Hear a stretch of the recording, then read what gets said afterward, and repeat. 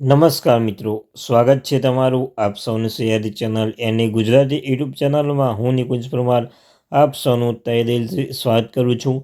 તો મિત્રો, આજના વિડીયોમાં એક મહત્ત્વની અપડેટ લઈને આવી છું.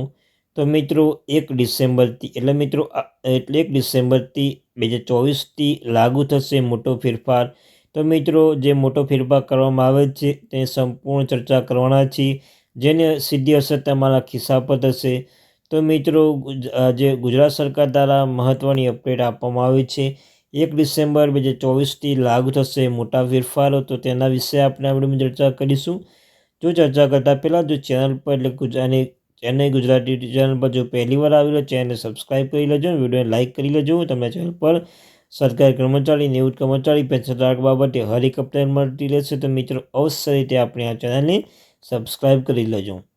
તો મિત્રો, પહેલી કે આધાર કાર્ડ ફ્રી અપડેટ માટે પણ મહત્વની અપડેટ આવી છે કે unique identification authority of India UIDAIની આધાર વિગતોની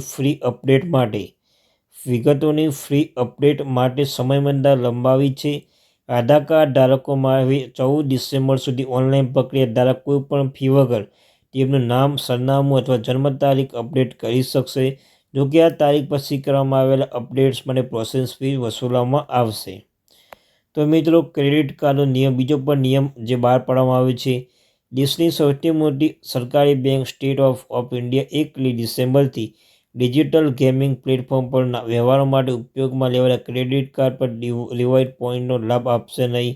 આ ઉપરાંત 1 ડિસેમ્બરથી HDFC બેંક તેના ક્રેડિટ કાર્ડ યુઝર્સ માટે લાઉન્જ એક્સેસ નિયમો પર ફેરફાર કરી શકે છે. સાથે બીજી મહત્વની અપડેટ છે કે 31 ડિસેમ્બર સુધી પેનલ્ટી ફી સાથે રિટર્ન ફાઇલ થશે. જે વ્યક્તિ નાણાકીય વર્ષ 23-24 FY24 માટે 31 જુલાઈ સમયમર્યાદા સુધી તેમનું આવકવેરા રિટર્ન ITR ફાઇલ કરવામાં નિષ્ફળ રહ્યું હોય, તેઓ પાસે હજુ પણ ડિસેમ્બર સુધી તેમના ITR સબમિટ કરવાની તક છે. પ્રારંભિક સમયમર્યાદા ચૂકી ગયેલા લોકો હવે 31 ડિસેમ્બર સુધી પેનલ્ટી ફી સાથે વિલંબિત ITR ફાઇલ કરી શકશે. જુલાઈની સમયમર્યાદા સુધી તેમનો આવકવેરા રિટર્ન ફાઇલ કરવાનું નિષ્ફળ રહે તો તેમને પણ મિત્રો ચાન્સ છે ડિસેમ્બર સુધીમાં ITR સબમિટ કરવાનો. અને પ્રારંભિક સમય ચૂકી ગયેલા 31 ડિસેમ્બર સુધી પેનલ્ટી ફી સાથે વિલંબિત ITR ફાઇલ કરી શકશે.